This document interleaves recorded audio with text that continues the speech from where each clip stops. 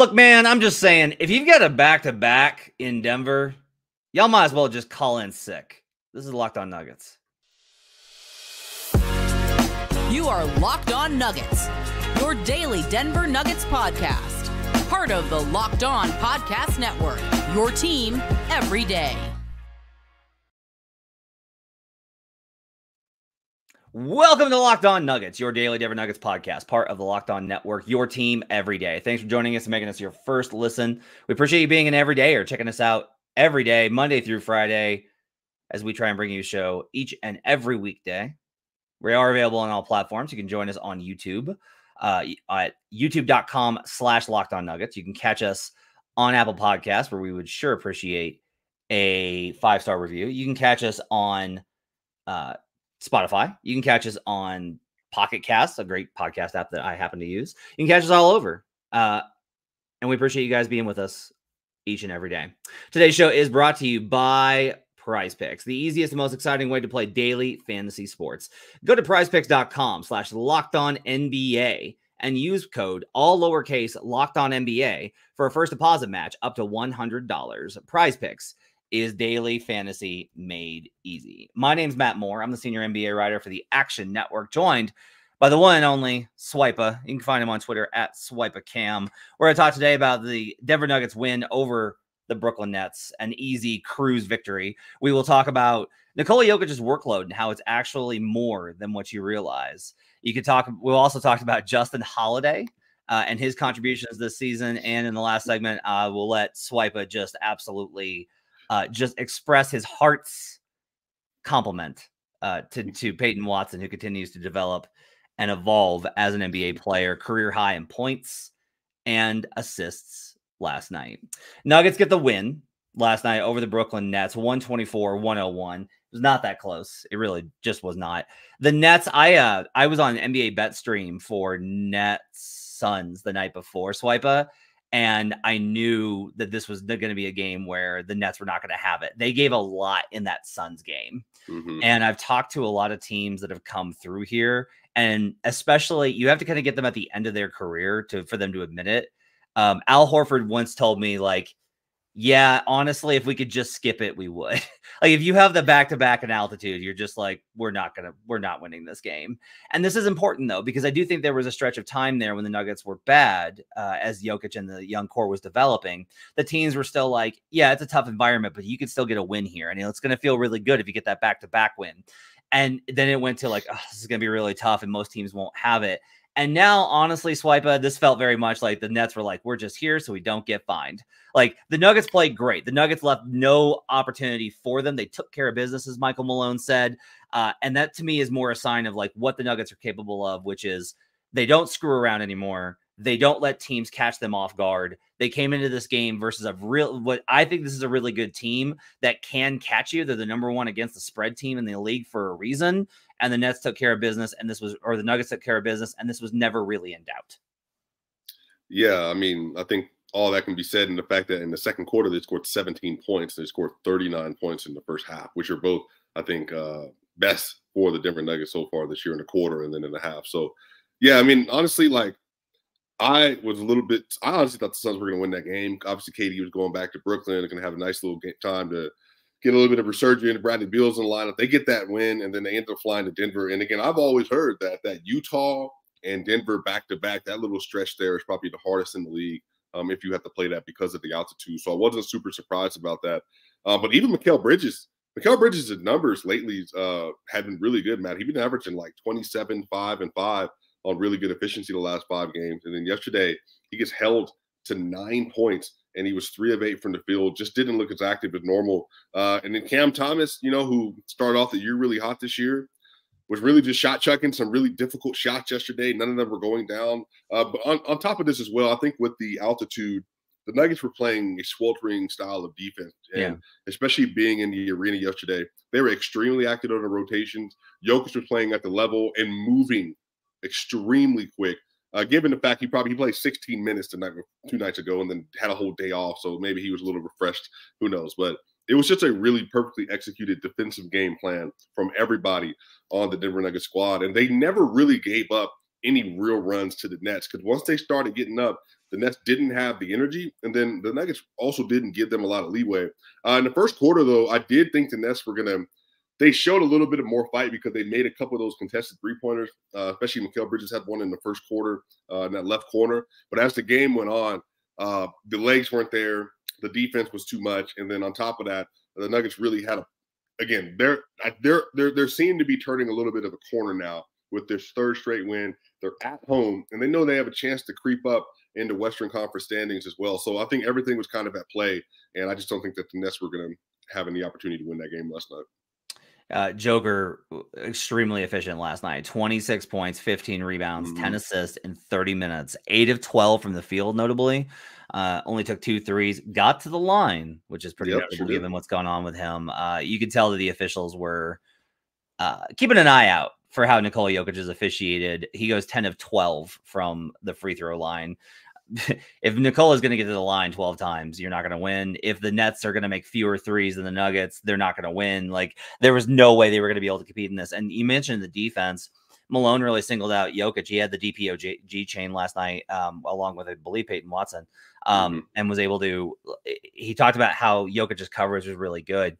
And some of that is Jokic played up at the level, but he played aggressive at the level. And what that did was that allowed for them to contain the ball handler, not get Spencer Dinwiddie or Mikal Bridges downhill.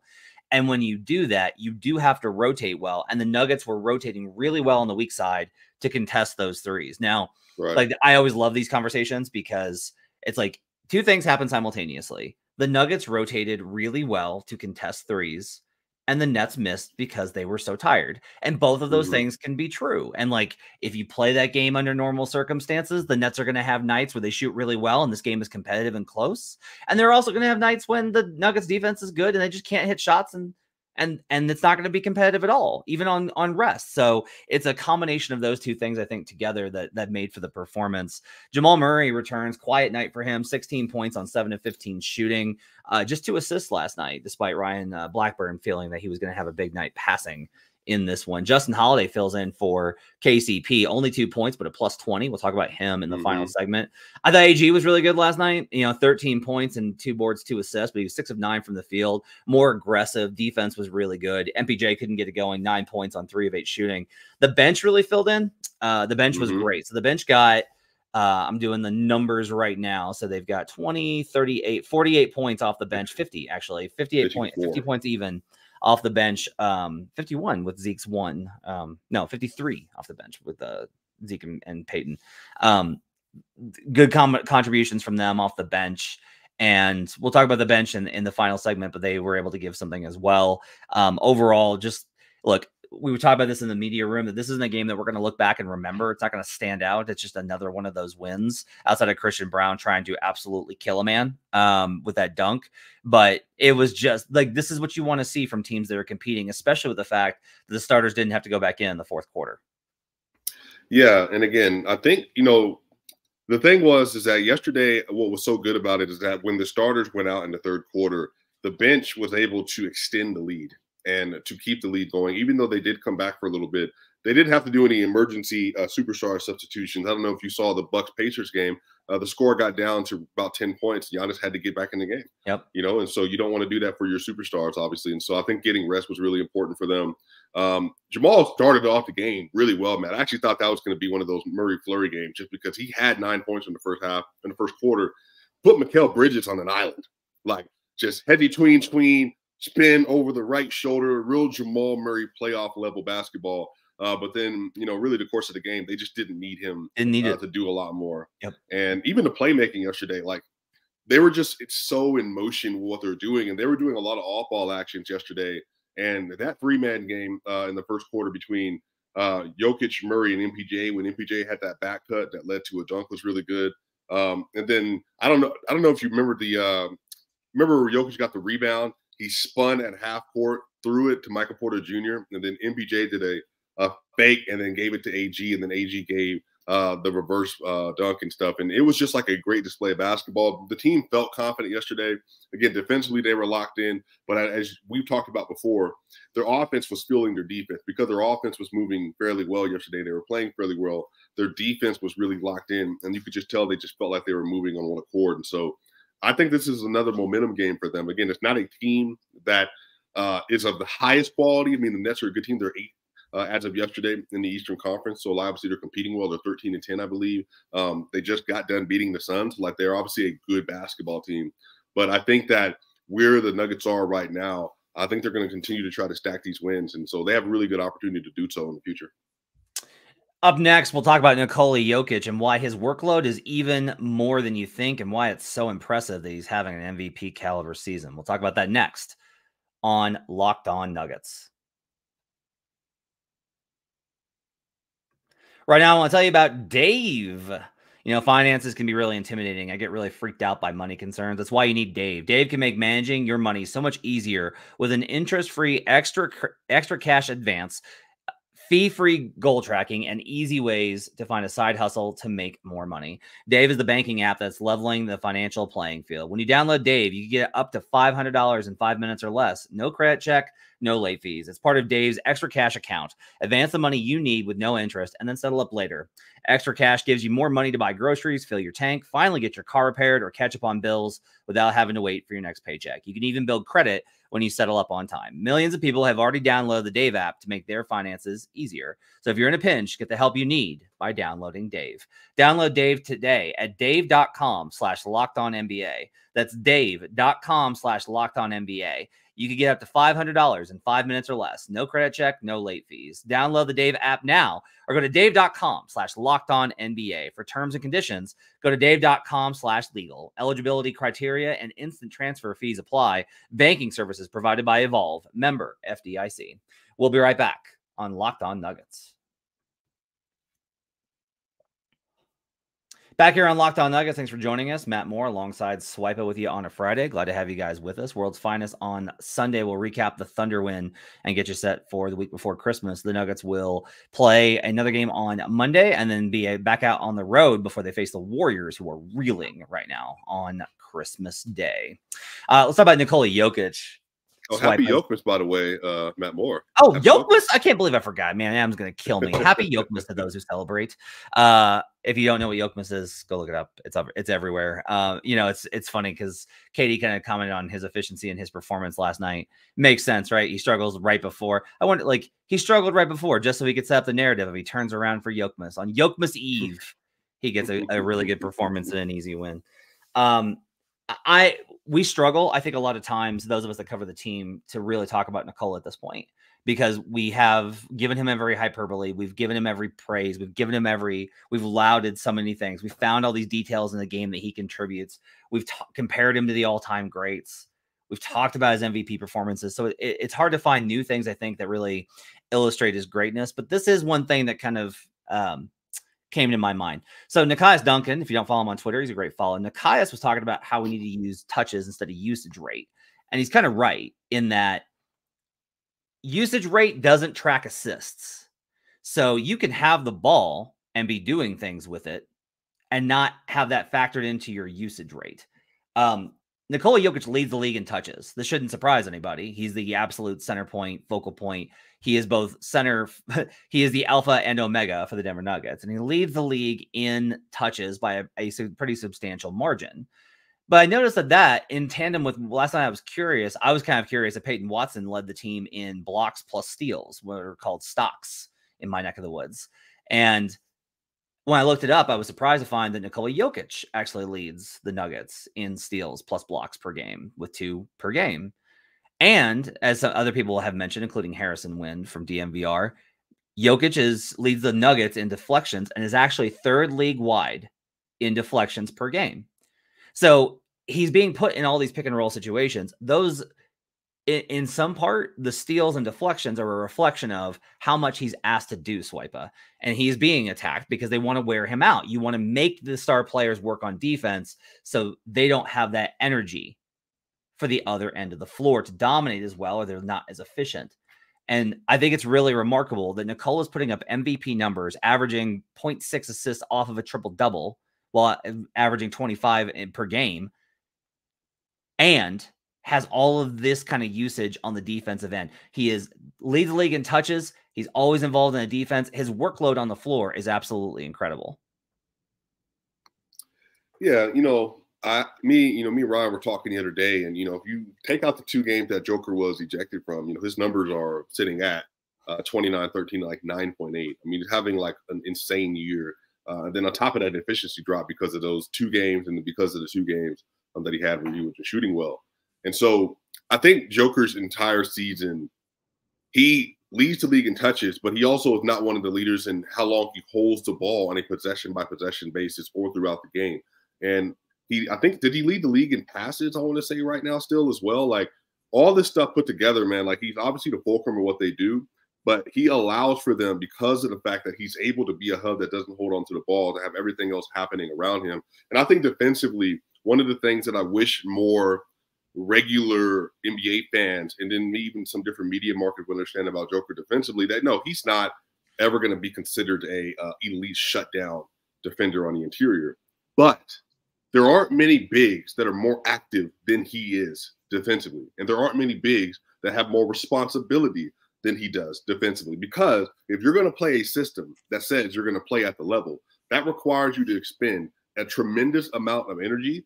You have to be able to lock into pick and roll defense at a really high level versus really good players. And you have to be able to rotate and contest. And he actually had a block at the rim. I think it was on Sharp yesterday. And then he also defended Nick Claxton well at the rim. But then here's the other part of this.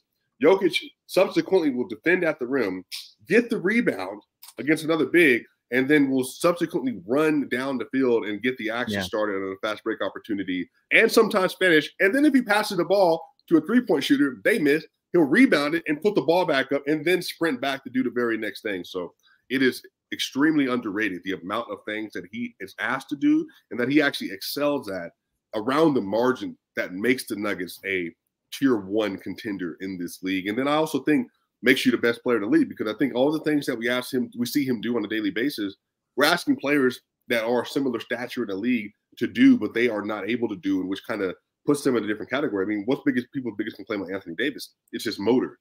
It's just try. It's the things that he doesn't do consistently, but he does, versus the Pacers in the in-season tournament championship, has a 40, 20, and 5 game.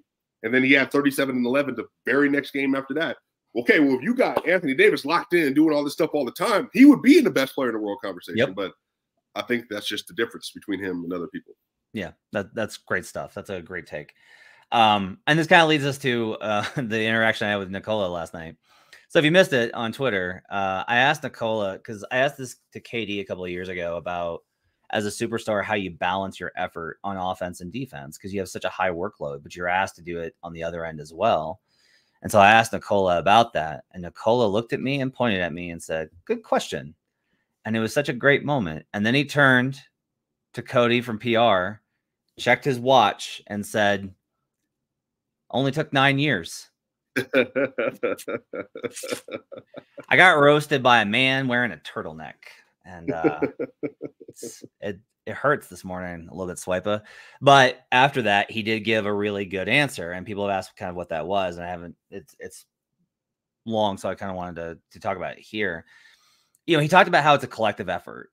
It's not just one person, but what he said was one person can give energy to the group, and when you see the guy next to you is playing really hard defensively, you want to play with him.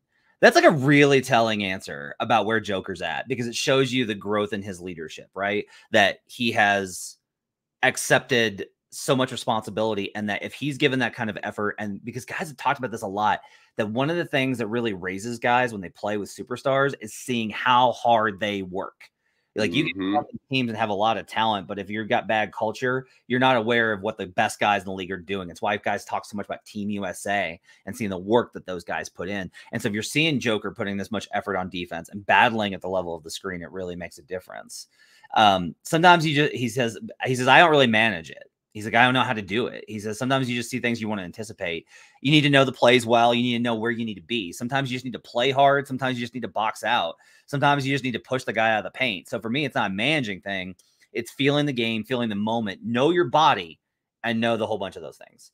And it's a really good answer of like how feel is so important for him. And if he's able to find, I think offense is something where he always has that feel, and maybe defense is something that, because he's working so hard, it takes him, sometimes has really good feel, and sometimes he doesn't have really good feel. And that honestly explains like a lot of, he works really hard and sometimes the defense isn't great. That may not be an effort thing. It can just be like he's managing all of those kinds of flows in and out. Matt, let me ask you this. Do you think other superstars in the league that have that sense of the moment and sense of the game, do you think that there are other superstars, maybe outside of like LeBron is the obvious, that have a similar mentality and approach to understanding that moment and the nuances and when it requires you to be great on some of those marginal things, that they're able to lean into that? Do you think they have that cognitive understanding of how the game works? Yeah, like KD talked about how it's a real battle. He's like, you can gas yourself on either end. He's like, if you're pushing so hard on offense, you're going to find yourself getting blown by on defense. And if you're pushing yourself so hard on defense, trying to lock down, then when you get the ball in your hands, you're looking for a little bit of a respite. You want to rest, and you can't rest on offense. You got to punish the defense and make it work. So he said that it's a real battle between those two types of things. I think that cognitive understanding of strengths and weaknesses, knowing where the opponent is at too, like sensing weakness and knowing I need to attack, or being able to sense that they're a little bit passive and knowing that you can be more aggressive and maybe get deflections. I think all of that makes a really big difference. On the other side, we'll talk about Justin Holiday. We'll talk about Peyton Watson and the other guys contributing. Plus, I got a positive bench stat for you that really bodes well for the Nuggets in the short term, maybe in the long term. We'll do that next on Locked On Nuggets.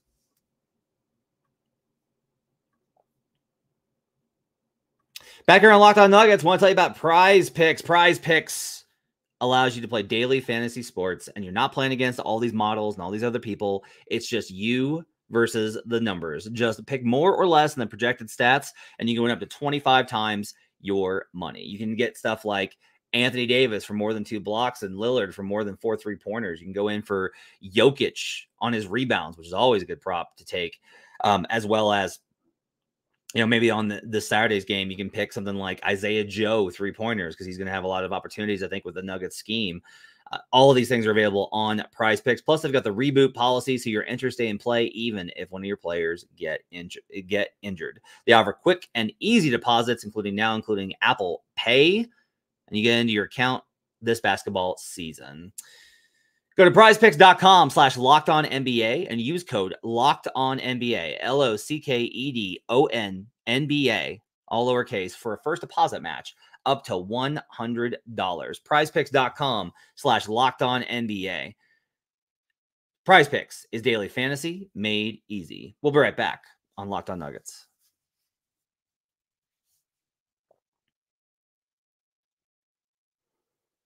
Final segment here on Locked On Nuggets. Thanks for joining us, making this part of your day. So amongst the good signs yesterday and the positive stuff from a very good team win for the Nuggets was Peyton Watson. Peyton Watson plays 24 minutes, goes 7 of 10 from the field, 2 of 5 from 3. So, by the way, he was 5 of 5 from 2-point range.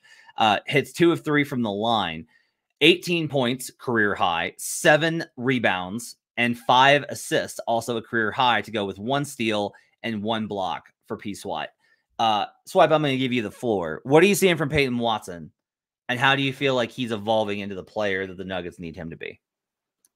Yeah, I think everything with Peyton was about reps and opportunity. And Peyton didn't get a lot of reps at UCLA, didn't get a lot of reps last season in his rookie year. And basically, this was a redshirt season for him. But Peyton has played every game but one, I believe, so far this year when he sat out. That he had minimal minutes in another game. I can't remember what exact game that was. So basically, he's played every game but 2 games. And Peyton has, as he's figured out where he needs to be on the court, and also, too, because he's young, and Malone has talked about this, like, I can't play 4 guys. Guys have to go out there and play with effort and battle themselves.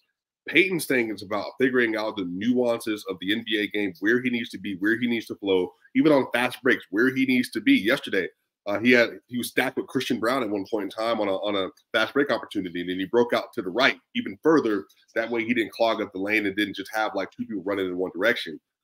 Peyton's ability defensively, he's, again, Matt, I know this is hyperbole, obviously, but I think that obviously KCP and AG are the best defenders on the team, and Christian Brown obviously is very good. But from a ceiling standpoint, I don't know if they have higher defensive ceilings than Peyton, because Peyton just has the ability to be, he's going to be a terrific on-ball defender. He's already a very good off-ball rim defender, but he's still working on going around screens and navigating and all that kind of stuff. So he'll figure that stuff out as time goes on. But he just needs to keep shooting. He's getting open 3-point shooting opportunities. You just got to put them up. It's just end of the day, you just got to shoot it. And he was 2 of 5 yesterday. He was 5 of 5, Matt, from 2-point range yesterday. he doesn't usually finish at a super high level. And I said this last night. As soon as Peyton figures out how to finish well, how to use his body and his speed and his physicality as a driver, he's going to be, I think, a dude with a high free throw rate because of his ability to get to the rim and slash. And he's so freaking athletic, Matt. I think he might be the most athletic player on the team overall. I mean, depends how you want to quantify AG's athleticism, obviously. But he really just has this all together. And even Jokic, I think it was when he was asked a question about Peyton Watson yesterday, and even him, he said, you know, a lot of this is just learning how to slow down. Like, it's not, he said he likes the fact that he plays fast. You want to play with a lot of energy, but it's just slowing down. A lot of it's slowing down up here and just knowing where you're supposed to be and when you're supposed to be there. So, I've been high on Peyton Watson since they drafted him. I think that archetypes like that, they don't really they don't come around often in the NBA. And for you to have a 6'8" wing with a 7+ wingspan, who Calvin Booth, when they asked him directly, what is your favorite thing about Peyton Watson? He noted his IQ. And you've already seen, and again, Matt, you know, you and I track a lot of the same numbers. EPM said he's the best defender on the Nuggets. Yeah. They just love him on the court. So again, I'm really happy to see his progression. It's going to be bumpy along the way, but I think he is going to be a certified playoff player if he continues to grow at this level this season. I like this comment from Tim, who says P-Watt could be a Luol Deng type if he can develop that jumper. I love that comp. That's a really good comp because Luol was a great defender, and he shot 27% his rookie season from 3. Now, that was back in 05 when like 27% was like, oh, it's not bad. It was bad, but it wasn't. It wasn't. Now it's like if you shoot 27%, it's like, oh man, you got to get 13 percentage points to become a good shooter. You know, I will say that his great games kind of correspond with whether or not the threes are going in, and his finishing, you're right, was very important yesterday. But I do think that like this is going to be a big component of it, is for him to be a plus offensively. He is going to need to be able to figure out the jumper. I do think he needs the jumper in order to make his game complete enough, so teams aren't going to just like load up on him at the rim. But I do think that the IQ is something he talked about. He talked last night about understanding the Nets coverages and how they shrink and the things that they do defensively. And he understands those kind of things. And that's really promising because he's not lost. Like, there are young players in the Nuggets. Honestly, they're still on the bench, and some of them aren't even that young anymore that are a little bit lost. And Watson always looks really comfortable and engaged defensively. As he becomes more confident and understands his role offensively, it's only going to get better for him. And so this has been a really good stretch for him. We'll talk about Peyton or Justin Holiday to wrap up here. I did want to share this stat because I mentioned that the Nuggets bench has been worse this season than last year without Nikola Jokic on the floor. I mentioned that on the last game, and it's still true. But I did look up this. In the last 4 games, it's just 4 games, but it is 4 games. The Nuggets are only minus 0.7 with Nikola on the bench. Right now, if I take a 4-game sample with 3 of them wins, it's going to look pretty good. But I do think it's relevant that anytime that the Nuggets are winning, I don't assume the bench has been good. And so for them to get to near negative or near neutral, just 0, that's a really positive sign for them. If they can carry that over, if they can get this even honestly just down to somewhere below 5, the Nuggets are going to cruise very easily. That's where they were at the beginning of the season. Now, some of this is that the bench is going to be inconsistent because of the young guys. Like, they're just going to be up and down. Like, we've had these really high moments with Peyton Watson. We've had some low moments. We're going to have more. It's going to be the same thing with Julian Strother. It's going to be the same thing, honestly, a little bit with Christian Brown. But one guy who's been really consistent for them, Swipa, is Justin Holiday. Holiday filled in again last night for KCP this time, who's out with concussion protocol, was on the bench, everything. He'll be back, I'm assuming, by Saturday. But Holiday goes 1 of 6 from the field, 0 of 5, doesn't hit a single 3-pointer. Didn't matter either. Yeah, has 1 rebound, has 2 assists, does get 4 steals, so he's really good on the defensive end. It's a good matchup for him with all the Nets wings, and he was plus 20. And like, look, he was on the court with Nikola, who was plus 21, so that's part of this. But I do think it's notable that the Nuggets have Justin Holiday, who can fill in for MPJ, Aaron Gordon, or KCP. Yeah. And that versatility really matters.